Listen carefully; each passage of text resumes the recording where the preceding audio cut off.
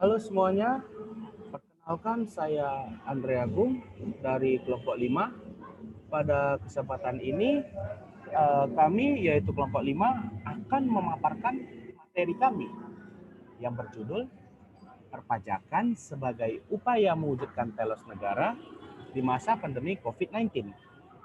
Baik, sebelum kami memaparkan materi, izinkan saya sebagai perwakilan dari kelompok 5 untuk memberitahu anggota-anggota dari kelompok 5. Yang pertama ialah saya sendiri, yaitu Andre Agung. Yang kedua ialah saudara Feral Iza Abinaya. Yang ketiga ialah saudari Alandra Zalfana Diva. Oke, setelah kita mengetahui judul dari materi kami yaitu perpajakan sebagai upaya mewujudkan telos negara di masa pandemi COVID-19.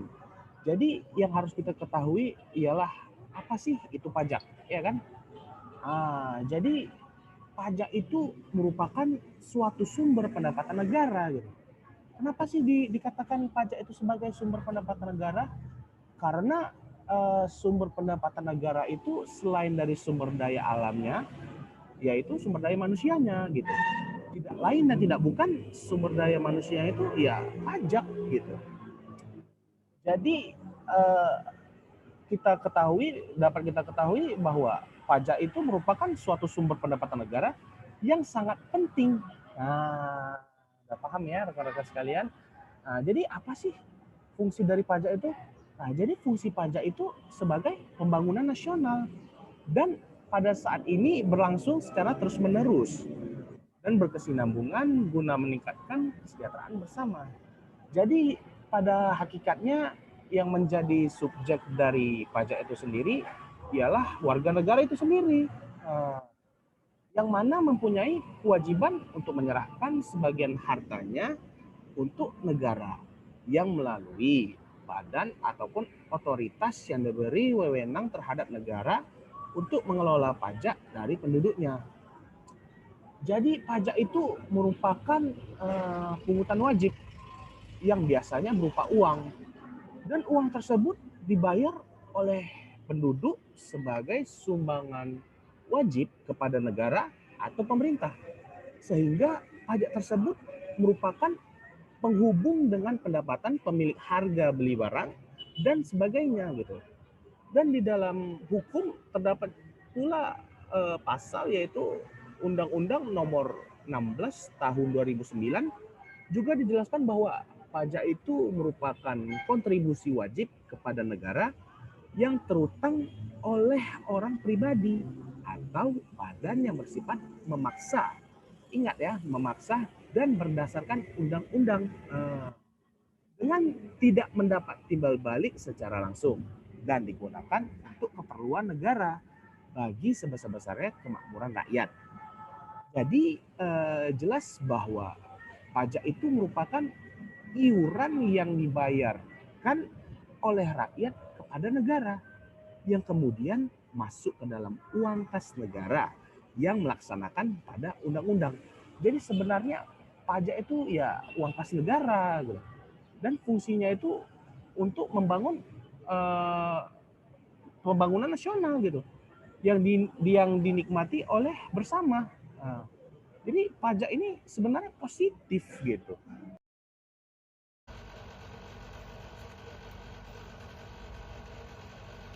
Saya Alandra Zalfana Diva akan memaparkan mengenai perpajakan sebagai upaya untuk mewujudkan telos negara.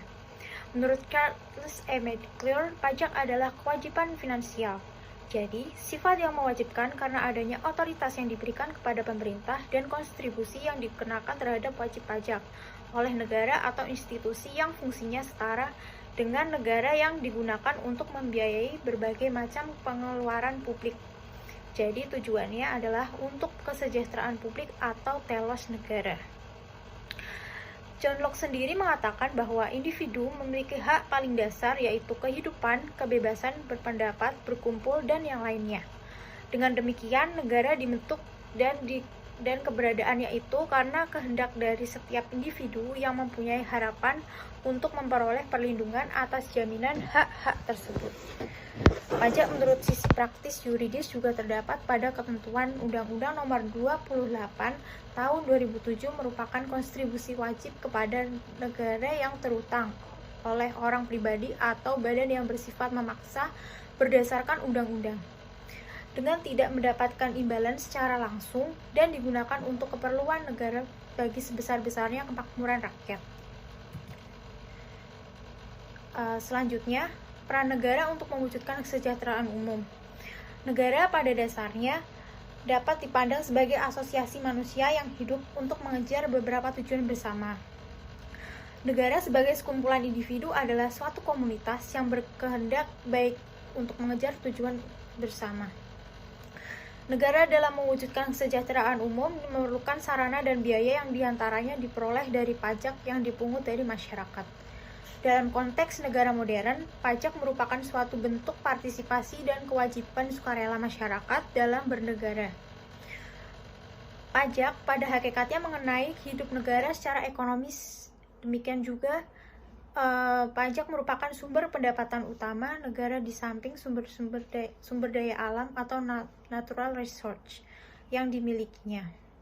Melalui penerimaan yang diperoleh dari pajak-pajak inilah, negara dapat melangsungkan kegiatan pembangunan yang bertujuan untuk meningkatkan kesejahteraan dan kemakmuran seluruh rakyat. Tujuan dari negara dalam pembangunannya bukan hanya untuk melakukan hukum atau memenuhi kehendak negara, tetapi lebih dari itu. Untuk menyelenggarakan kesejahteraan umum, negara membutuhkan sumber daya yang besar untuk membiayai segala kebutuhannya. Pemenuhan kepentingan bersama dapat dicapai melalui peran aktif warga negara yang memberikan kontribusi kepada negara dalam bentuk pajak, sehingga segala kebutuhan pembangunan dapat dibiayai. Demikian pula, setiap negara, terlepas dari ideologinya, menyelenggarakan beberapa fungsi minimum yang mutlak perlu, yaitu menurut Budiarjo tahun 1993, yang pertama, melaksanakan penertiban atau law and order. Yang kedua, mengusahakan kesejahteraan dan kemakmuran rakyatnya. Yang ketiga, pertahanan. Yang keempat, menegakkan keadilan. Selanjutnya, menurut Friedman, ada 5 macam tugas negara untuk mencapai kesejahteraan, yaitu yang pertama, negara sebagai pelindung warga negaranya. Yang kedua, pelaksanaan atau badan yang wajib mengadakan kebutuhan-kebutuhan masyarakat.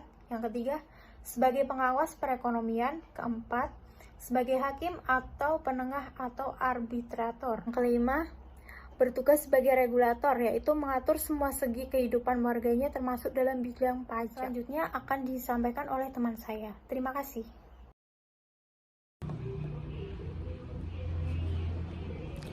Baik teman-teman semua, saya Farel di sini akan melanjutkan mengenai kebijakan negara untuk merealisasikan telos negara pada pandemi COVID-19. Yang pertama, membahas mengenai kewenangan pemungutan pajak yang dilaksanakan oleh pemerintah secara mendasar merupakan fungsi esensial yang digunakan untuk menggerakkan program pembangunan. Karena pada dasarnya pajak itu merupakan salah satu penopang utama bagi fungsi penerimaan negara atau fungsi budgeter. Kemudian fungsi mengatur atau fungsi reguleran, dan fungsi stabilitas ekonomi nasional.